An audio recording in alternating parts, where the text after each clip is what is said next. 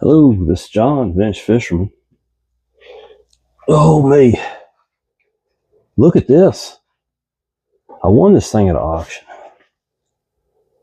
And it's crazy that it's in a box still. I don't know if it's even been used. I have not opened it up yet.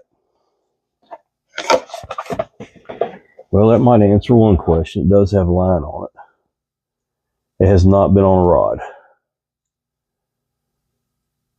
Well, that's crazy. Still got the book in here with it. Oh, here's where it was sold. Oh, this is cool.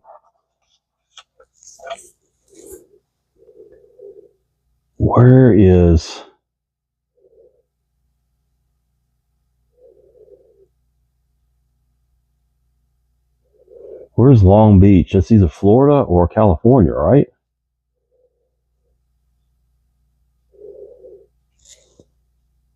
It's got 12-pound line on it, it says. I don't think I'm going to do anything to it.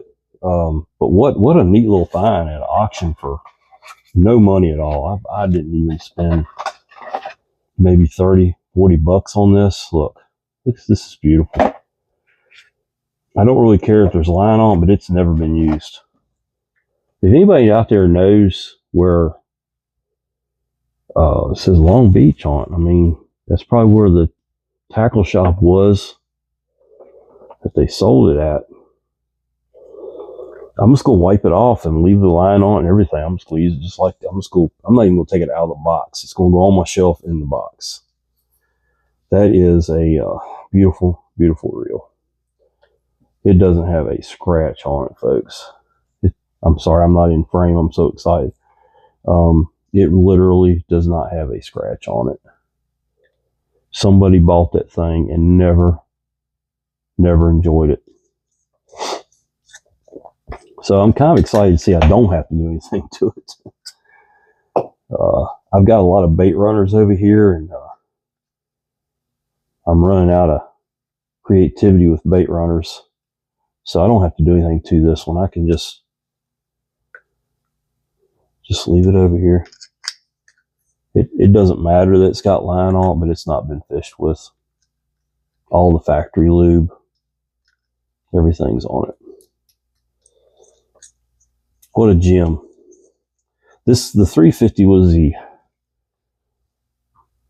I think they would have called this like a first generation. Then they had like the 3500A, which would have been the second generation. And then they had the 3500B. And then they would have had like a 3500 plus. The B, look, here's a B. And this is the incorrect handle, but that's a B. I can't find the correct handle. I hate this freaking handle. I hate it. But this is the 3500B. They're different. They're the same, similar, but they're different. The bodies are the same, but a whole lot of difference in capacity. Well, no, I'm wrong about that. It says 8-pound test, 305 yards, same capacity. But this reel's a lot heavier than this reel. And that's why I like these 350s.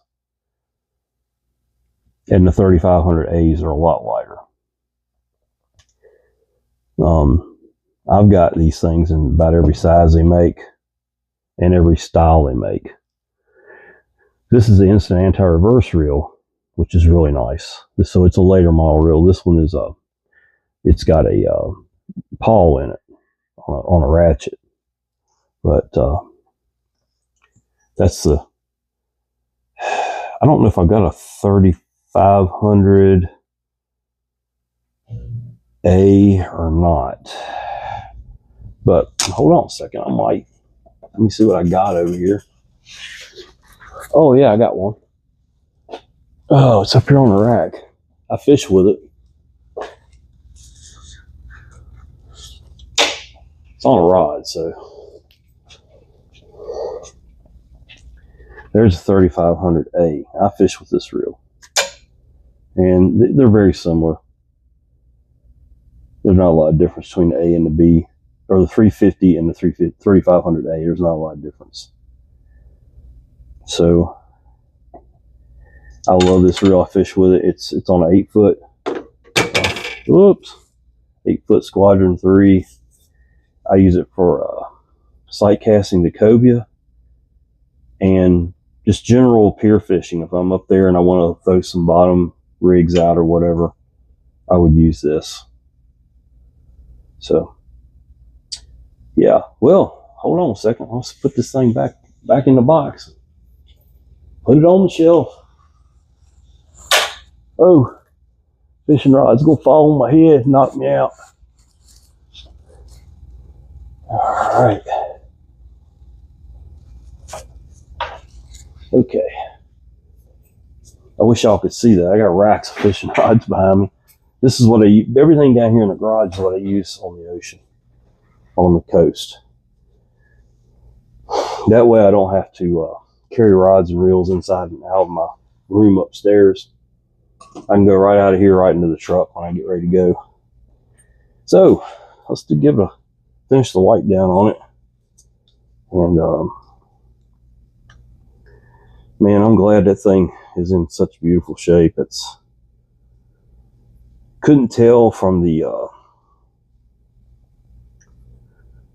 well, I've got other 350s here. Let's see.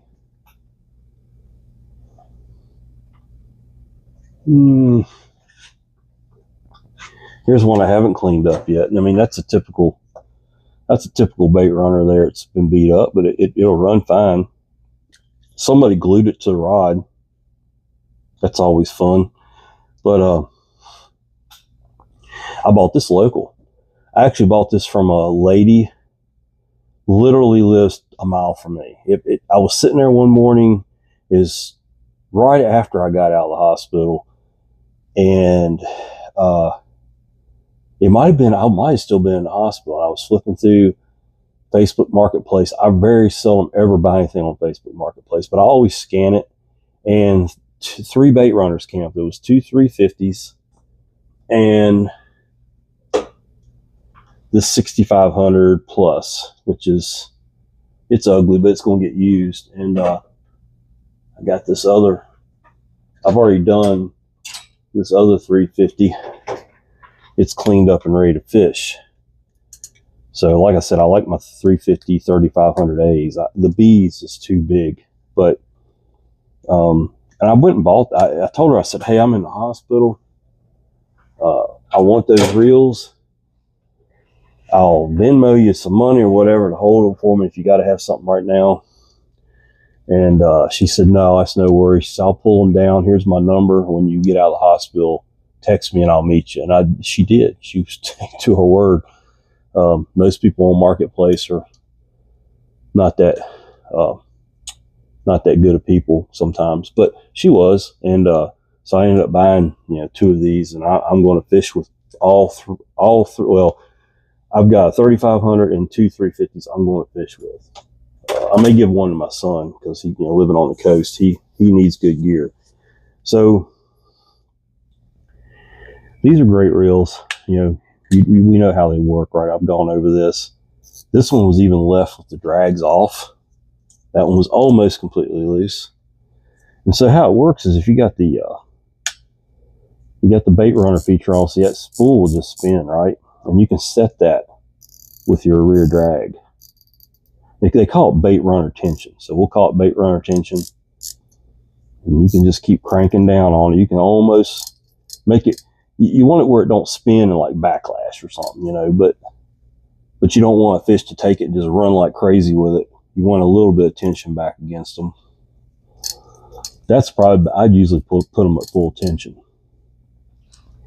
And you'll hear it go out. It's got a pretty good clicker. And when you, of course, you got your drag preset already, wherever you want that at.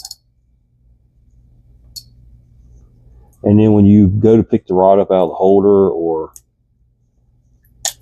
wherever it's at, that thing's smooth, good. It's a little stiff, but it'll be okay. It hasn't been run in a long time. We'll get those fluids hot in there. You know what the best thing to do with that reel? Take it outside, sit on a rock wall or something for about an hour, and then pick it up and just start cranking on it. And all those lubricants will get flowing around through it. But that's how it works. You set your bait runner, fish hit, starts pulling drag out, and you just pick it up and crank into them. You're on the drag then. Tighten the drag up. So you don't have to worry about it. You got him. So it's very versatile reel.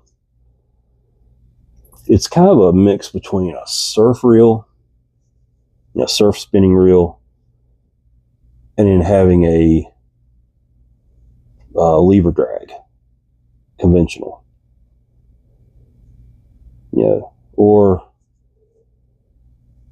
Or a conventional reel that has a free spool, where you can free spool it and set your bait clicker, and they'll take the bait will run out, and then when you get ready to set the hook, you flip it over into a gear and then set the hook into them. This is a little more automatic than that. That's so nice. So nice. Well, anyway, I didn't have to do much to this one, did I? But I'm going to loosen all the drags up. Collapse the handle. And put it back in its box. It had this on there, just to hold the handle in place. So anybody knows where Long Beach, 2330 Long Beach Boulevard, 1 mile south of the 405 freeway. The 405, I think that's in California. So that might be where this reel came from. This might be one of these California reels. But hey, ain't nothing wrong with that. They fish with good stuff out there, don't they? Well, this is John Bench Fisherman. That's not much of a video. There's an unboxing and a reboxing. And a little trip down my history with the bait runners and how much I like them. So anyway, like and subscribe and take a kid fishing. Talk to you later.